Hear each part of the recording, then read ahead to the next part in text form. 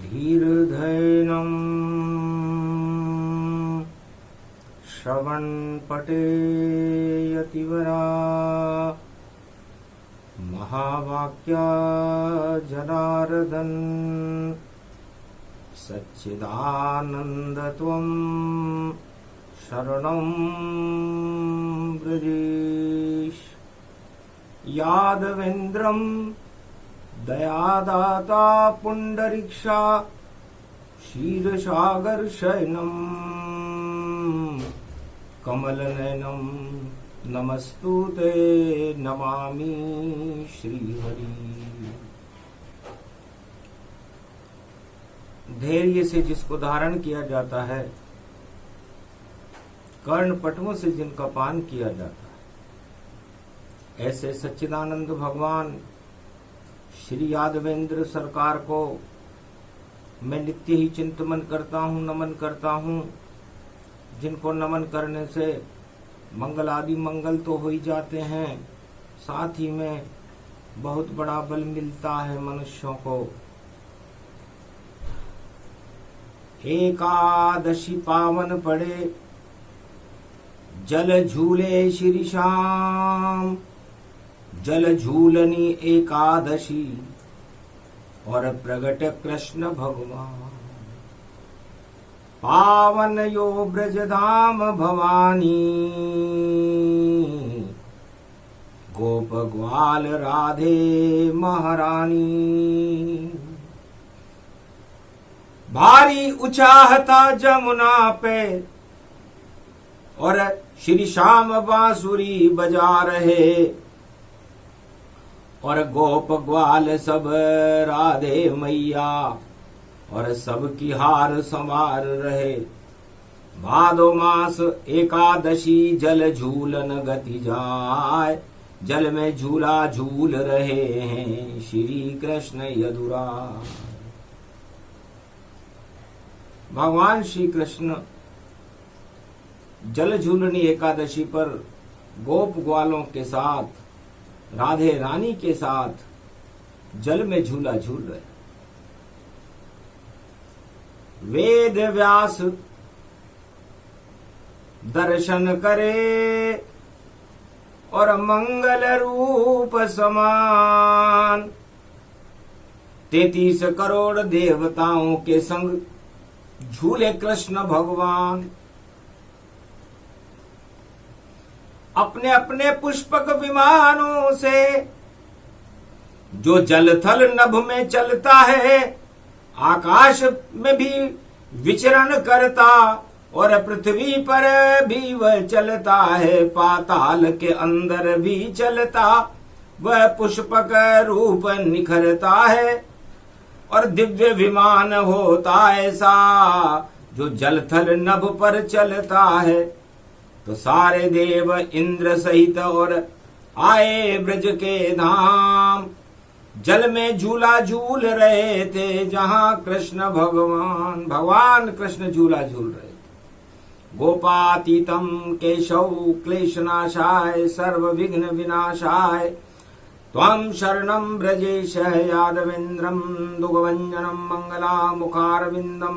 गोपातीतं केशव क्लेशनाशाय सर्व विघ्न विनाशा, नतमस्तके नमो भगवते वासुदेवाय। श्रीहरि श्रीकृष्णाः दामोदर मधुसूदना वासुदेव, त्वं शरणं ब्रजेश।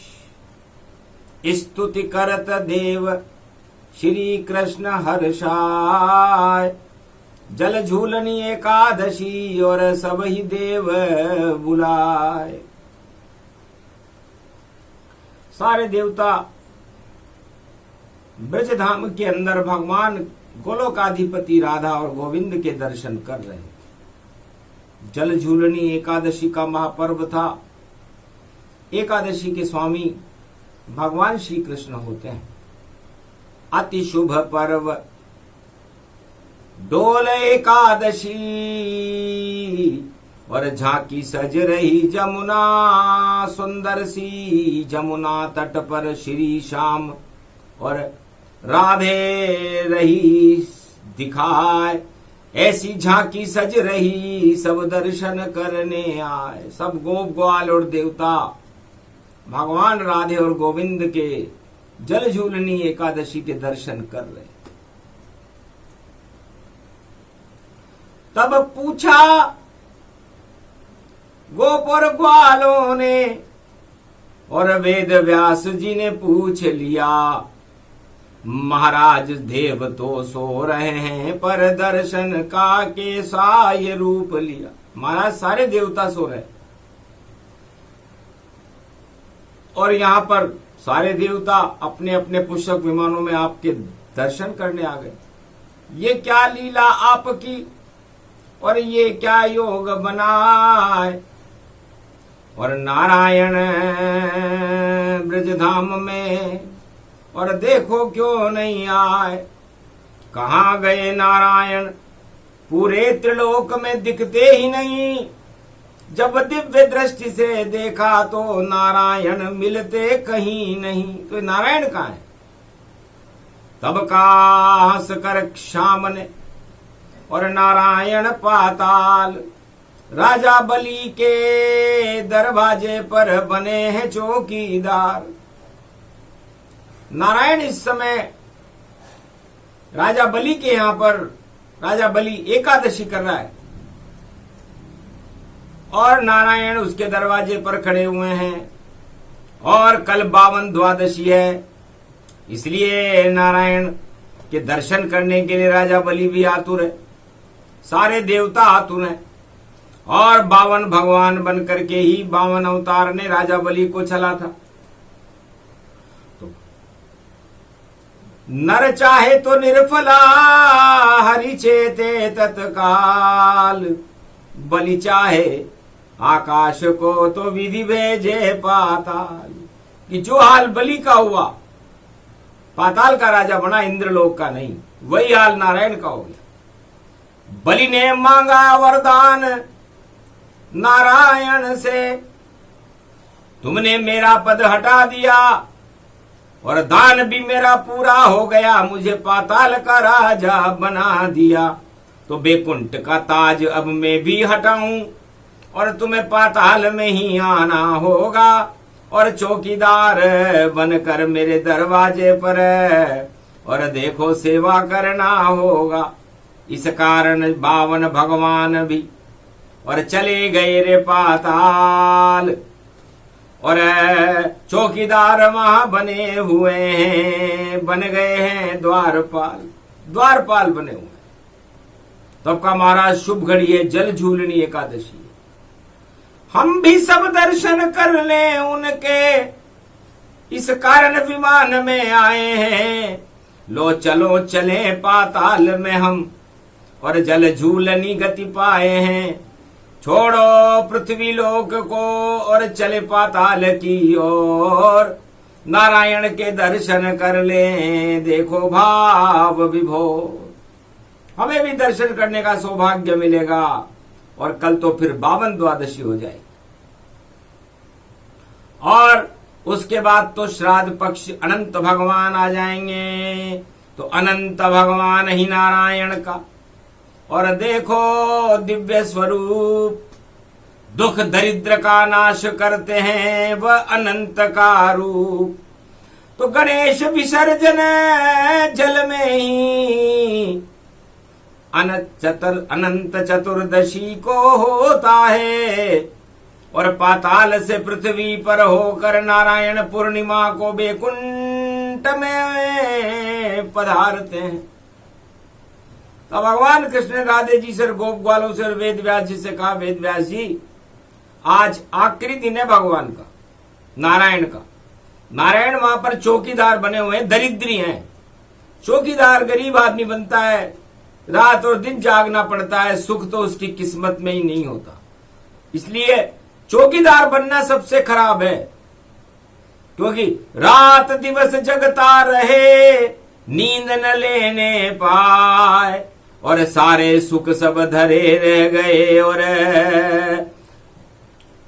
आंखें खोल दर्शाए। आंखें खुली रहती है, दिन और रात को देखता रहता है, सारे चैन और सुख छिन जाते हैं जो बेचारे चौकीदार होते हैं। इस सबसे बड़ा दुख चौकीदार बनना है। और नारायण जो पूरे त्रिलोक को सुखी करते हैं, वो सबसे ज्यादा दुखी इस समय पाताल में है। तब कहा चलो हनुमान को भी, और मंगलवार एकादशी है, बुलवा लो ब्रजधाम में अब, और देखो दिव्य प्रकाशी है। क्योंकि अंधकार पाताल में, और कौन करेगा प्रकाश। कथा सुनो हनुमान पुत्र की, और मकर ध्वज प्रकाश। हनुमान जी तो ब्रह्मचारी हैं, लेकिन उन्होंने अपने मुंह में सूर्य को दबा करके सारा प्रकाश अपने अंदर सूर्य का महसूस कर लिया था। और जब लंका जला करके आए तो लंका में आग लगी, तो उनकी पूंछ को बुझाने समुद्र में गए, तो उस सूर्य की शक्ति और राम की शक्ति को, उस पूंछ की बूंद को एक मछली ने निगला और एक बालक पैदा हो गया। तो ऐसे जन्मा मकर ध्वज। और मकर संक्रांति जान, मकर संक्रांति के दिन उसका जन्म हुआ था। और मकर संक्रांति सूर्य वंश का राम सम्मत एक है। सूर्य वंश में भगवान राम, भगवान सूर्य 14 जनवरी को मकर राशि में प्रवेश करके उत्तरायण में चले जाते हैं। और मकर ध्वज हनुमान जी का लड़का है, और वह ध्वज पाताल में लगा रहता है। तो पाताल में अंधेरा कहां रहे, जहां हनुमान पुत्र प्रगटाया है। और मकर राम लखन को पाताल में लेकर अहिरावण भी जाया है। तब हनुमान पहुंचे पाताल, और अहिरावण स्वर्ग सिधाया है। और मकर ध्वज का राज तिलक और राम लखन से करवाया है।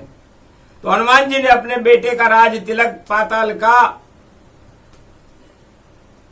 अहिरावण को मार करके और राम लक्ष्मण से करवा दिया। तो पाताल के राजा दो हैं, धर्म का राजा मकर ध्वज, जो पाताल में करे प्रकाश।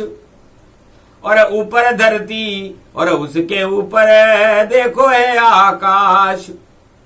और अंदर राजमहल का राजा, और राजा बलि कहलाता है। और पाताल लोक में अपना राज, और हर युग में वो चलाता है। तो उस राजा के द्वार पर खड़े नारायण भगवान। और आज है जल झूलनी एकादशी, तो करें हम पाताल प्रस्थान। तो सारे देवता अपने पुष्पक उड़ंत स्त्रियों को लेकर के और जमुना जल में प्रवेश कर गए, और सीधे पहुंचे पाताल में। और दर्शन किए भगवान, और दिव्य प्रकाश मकर ध्वज का, और चार चतर भुज जान नारायण बने दिव्य स्वरूपा। चार चतर भुज जिनका रूपा, और दिव्य रूप भव्य प्रगटावा। दर्शन करने बलि भी आवा, और शर चरण पड़ा बलि रूप भवानी। और ये जल झूलनी रूप में जानी, सारे देव दर्शन करे बलि भी दर्शन पाए। मकर ध्वज दर्शन करे हनुमान हर्षाए। हनुमान बड़े खुश हुए वहां जब दर्शन पुत्र मकर ध्वज का पाया। गोदी में उठा लिया मकर ध्वज, और आलिंगन गले से लगाया। नारायण ने दिया आशीर्वाद, जाओ अजर अमर अविनाशी। हनुमान से बोले तेरा पुत्र है दिव्य प्रकाशी। अतुलित बलधाम का ये पुत्र भी अतुलित बलशाली। पाताल और चारों युगों में शक्ति इसकी देखो बनी रहेगी विशाल। राजा बलि तो महल का राजा, और पाताल का राजा मकर ध्वज जान। और नारायण के ध्वज बन करके रक्षा करे पाताल उमान। तो पाताल के रक्षक, जिस तरह राम जी के रक्षक हनुमान जी हैं, पाताल का रक्षक मकर ध्वज। इसलिए पाताल में कभी यदि प्रलय आए तो आकाश गिरे और फिर पृथ्वी ढसे, 7 लोग गिरे, तो पाताल के अंदर इतनी शक्ति है कि वो होने ही नहीं देगा, क्योंकि वहां अतुलित बल का बेटा मकर ध्वज खड़ा हुआ है। और इस समय मकर राशि में शनि चल रहे, और शनि बलि के लगा तो बलि को इंद्रलोक का राज नहीं मिलकर के और पाताल का राज मिला।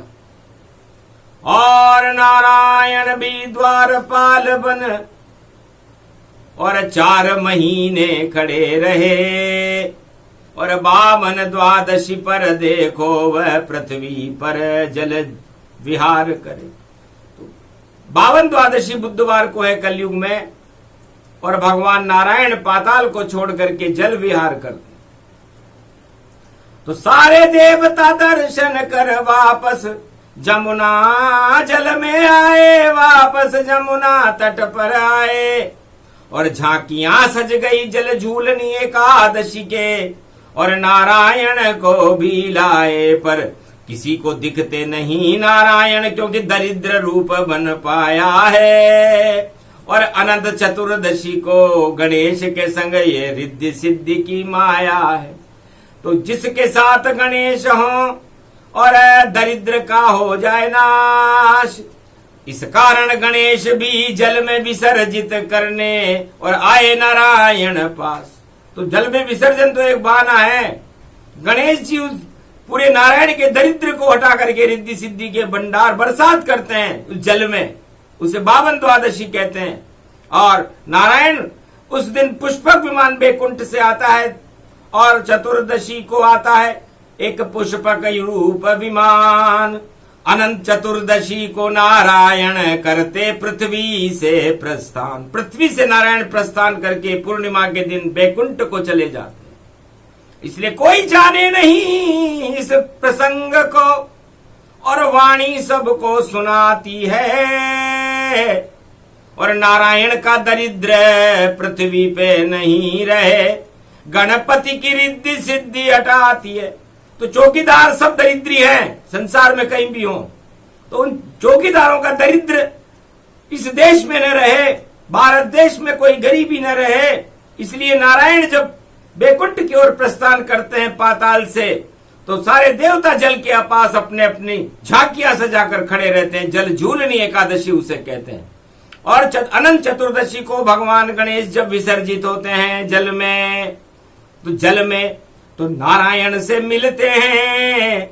और जब नारायण मिलते हैं गणेश से, तो दरिद्र सभी वहां धुलते हैं। और पुष्पक विमान में बैठ नारायण जाए, और अगले दिन जब पूर्णिमा पड़े तो बैकुंठन गति पाए। फिर श्राद्ध मास शुरू हो और दरिद्र का हो जाए श्राद्ध, और फिर शक्ति प्रकटाती है, नव दुर्गा प्रकटात। उसके बाद 15 दिन बाद नवरात्रा प्रकट होती है और शक्ति प्रकट होती है नारायण के अंदर। और फिर महालक्ष्मी का वास नारायण की हृदय में होने लगता है, और दीपावली का पर्व आ जाता है। और उस शक्ति को लेकर के और लक्ष्मी को लेकर के नारायण देव प्रबोधनी एकादशी को वापस, अरे उठो उठो देव सब, और जन में नारायण उठ रहा है। उठो बाबा सांवला गाजर बोरावला, और देव देव सब उठ गए भारी, भाग जगे भारत नर नारी। फिर सब शुभ काम शुरू होते हैं। 8 महीने होए, और 4 महीने पाताल में नारायण चौकीदार बने। तो चौकीदार दरिद्री होए, तो चौकीदार दरिद्री होता है, चाहे कहीं भी हो विश्व में सब दरिद्री होते हैं। और अपने कर्मों का फल भोगने के लिए उन्हें चौकीदार बनना पड़ता है, चाहे वो कितने भी अमीर हो, राजा भी क्यों ना बन जाए, तो भी चौकीदार दरिद्री रहेगा। ये भगवान वेद व्यास ने घोषणा करी। और यदि वो चौकीदार भगवान गणेश से मिले और भगवान गणेश की आराधना करे तो दरिद्र को हटा सकता है। इसलिए गणपति रूप अनंत है, अनंत ही उनके रूप, लंबोदर इकदंत है, रिद्धि सिद्धि स्वरूप। इसलिए अनंत चतुर्दशी का एक बड़ा समारोह होता है भारत में, और उस समारोह में भारत के सभी दरिद्र को जल में विसर्जित कर दिया जाता है गणेश के साथ, और गणेश नारायण से मिलकर के दरिद्र नारायण। तो दरिद्र नारायण, दरिद्र दरिद्र तो गया पाताल में, नारायण आकाश। ये जल झूलनी पर्व है और हो गया दिव्य प्रकाश।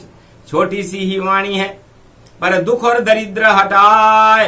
डोल यात्रा के दर्शन करो तो सब दरिद्र हट जाए। सारे देवताओं के दर्शन करने से, उपवास करने से, क्योंकि नारायण पाताल से भूखे आए और पृथ्वी पर भोजन ग्रहण नहीं करते, इसलिए अनंत रोट बनते हैं और अनंत की खीर बनती है। उस खीर का भोजन पृथ्वी पर नारायण करके वैकुंठ को प्रस्थान कर जाते हैं। गुप्त से गुप्त लुप्त अतिराका, 52 कल्प कभी नहीं भाका। कलयुग मौज वेद की आई, वेद व्यास ने वाणी सुनाई। इस कारण जल झूलनी आई, दो दो जल झूलनी प्रगटाई। 52 रूप हुआ रे अवतारा, नारायण ने ये खुद धारा। 52 रूप नारायण बन गए सत्य नारायण भगवान, और शुक्राचार्य की आंख फूट गई, लिया बलि से दान। तो शुक्राचार्य को भी नीचा देखना पड़ा था, क्योंकि वो देवता और दानवों में भेद करते थे। इसलिए गुरु वह होना चाहिए जो अपने शिष्यों में भेद न करे। भेद का खेद शुक्राचार्य को उठाना पड़ा, एक आंख गंवानी पड़ी कि एक ही दृष्टि संजीवनी तुम्हारी, और जाओ कैलाश पे प्रगटे सारी। तुम मृत कर दो दानवता को, और मानवता अमर सब होए। मृत हो गई दानवता और संजीवनी देव सब होए। इसलिए मृत संजीवनी का मतलब है सब दानव शुक्राचार्य गुरु होते हुए भी मरेंगे। ये भगवान कैलाश ने उनको विद्या सिखाई, तो दानव जीवित नहीं होंगे पर देव जीवित हो ही जाए, ऐसी विद्या शुक्राचार्य के पास है और किसी के ना है। इसलिए शुक्राचार्य को मृत संजीवनी विद्या है, लेकिन मृत पहले है, इसलिए दानव मृत और देवता अमृत। तो अमृत पान देव किया, दानव किया न कोई। राहु केतु ने किया तो देव समान वह होए। तो राहु केतु ने तो अमृत पान कर रखा है, बाकी सभी दानवों को मरना पड़ता है। इससे चारों युगों में शुक्राचार्य गुरु भी बन जाए किसी के, चाहे चौकीदार के भी क्यों नहीं बन जाए, तो चौकीदार को भी पाताल में जाना पड़ता है। इसलिए भगवान नारायण को भी पाताल में जाना पड़ा, राजा बलि को भी पाताल में जाना पड़ा, और शुक्राचार्य की विद्या काम में नहीं आई। तो देव गुरु बृहस्पति गति जाना, और शुक्रवार की अनंत चतुर्दशी माना। तो सारे दानव मरेंगे, क्योंकि शुक्राचार्य की अनंत चतुर्दशी शुक्रवार को पड़ रही है। शुक्रवार अस्थिर दिन है, इसलिए जितने भी चौकीदार है और दानवतावादी शक्तियां हैं संसार में, उनमें अस्थिरता पैदा होगी, और नारायण की कृपा देवताओं पर होकर भारत में राम राज्य और कल के अवतार का प्रशासन होगा। ये जल झूलनी की गर्भ कुंडली है, जिसे वेद व्यास भगवान ने कलयुग में सुनाई। जल झूलनी एकादशी को सुनाई। इसे जल झूलनी और जल के दर्शन करना, भगवान के विमानों के दर्शन करना, कर्म अभागेपन को हटा करके सुख सौभाग्य को जगाने वाला होता है। इस दिन उपवास करें, अन्न जल ग्रहण न करें, और भगवान के नामों का स्मरण करते रहे। नारायणम नमो भगवते वासुदेवाय, शांताकारं भुजंग शयनम, चार चतुर्भुज स्वरूपम, निर्लेप जीवन मुक्त शेष शय्या विराजते। नारद घंटा ध्वनि गरुड़ पंख विहारे, लक्ष्मी चरण चापते। सर्वस्वरूपम सुदर्शन चक्रधारी, भगवान विष्णु विष्णु विष्णु विष्णु विष्णु नमामयम। इसलिए वाणी भगवान विष्णु की वंदना करती है। अनंत नारायण भगवान है, उनके अनंत स्वरूप हैं। कभी वो 52 बन जाए, कभी वो कच्छ बन जाए, कभी वो मच्छ बन जाए, कभी वो वराह बन जाए, कुछ भी नरसिंह बन जाए, कभी राम बन जाए, कभी कृष्ण बन जाए, और कुछ भी बन जाए किसी समय, और कोई किसी का पता नहीं। कलयुग में वो कल के अवतार बने, ये देखो किसी से छुपा नहीं। तो जो नहीं छुपता और छुपाता वही है भगवान। उनके करो गुणगान तो जल झूलनी गतिमान। तो जल झूलने एकादशी शुभ हो, भारत के लिए मंगलदायक हो, अमंगलों का नाश करने वाली हो, अभागेपन को हटा करके वाणी को भी शक्ति प्रदान करने वाली हो। भगवान के शब्दों को सुनाने की शक्ति वाणी में अरबों गुना आ जाए और अनंत कृपा हो नारायण की, अनंत वाणी गति जान। और वाणी भी ईश्वर की प्रेरणा से करते हैं भगवान। ये भगवान ईश्वर के हृदय में जो प्रेरणा उठती है, उस प्रेरणा को वाणी हर युग में हर दिन बता रही है भारत में, लेकिन भारत में सुने कोई नहीं। और जो सुने भाग्य जग जावेगा, ईश्वर से वह मिल जावेगा और कृपा पात्र बन जावेगा। तो ये शुभ शुभ योग शुभ बेला है और ये वाणी है भगवान, ये स्वरूप भगवान का जो देती सबको ज्ञान। तो भगवान और ज्ञान का स्वरूप भी तो भगवान ही होता है, इसलिए ज्ञान के अधिष्ठदाता भगवान शिव हैं और ब्रह्मा है और विष्णु है। ये तीनों जगत गुरु हैं। तो इनसे ज्ञान प्राप्त करके उस ज्ञान को अपने जीवन में उतार करके जीवन मुक्त होकर के वापस इन जगत गुरुओं के पास जाना ही जल झूलनी एकादशी है। एक ही दिशा में चलो। इसलिए एक ही दिशा में कौन चलता है, एक कौन है, एक ईश्वर है और उसकी दिशा कहाँ है। ये तीनों जगत गुरु हैं और आकाश हो, पाताल हो या पृथ्वी हो या तीन लोक में कोई भी लोक हो, ये सब लोग एक ही दिशा में घूम करके, एक ही सुदर्शन चक्र में घूम करके नारायण के चरणों का ध्यान करना, नारायण के चरणों की शरण रहना ही इस एकादशी का महापर्व का पुण्य फल है। इसलिए सब एकाकार नारायण का और करो हृदय में ध्यान। कृपा होए नारायण की और मंगल मिले वरदान। जाओ भारत पर कृपा हुई, मंगल भारत होए, भक्तों का कल्याण हो, अमर वाणी हो। बोलो जय भारत माता की, बोलो वराह भगवान की जय, बोलो वामन भगवान की जय, बोलो जल झूलनी एकादशी महापर्व की, ब्रजधाम राधे गोविंद गोप ग्वालों की जय, वाणी मैया की जय, भगवान कैलाशपति ब्रह्मा विष्णु महेश की जय, आज की आनंद की।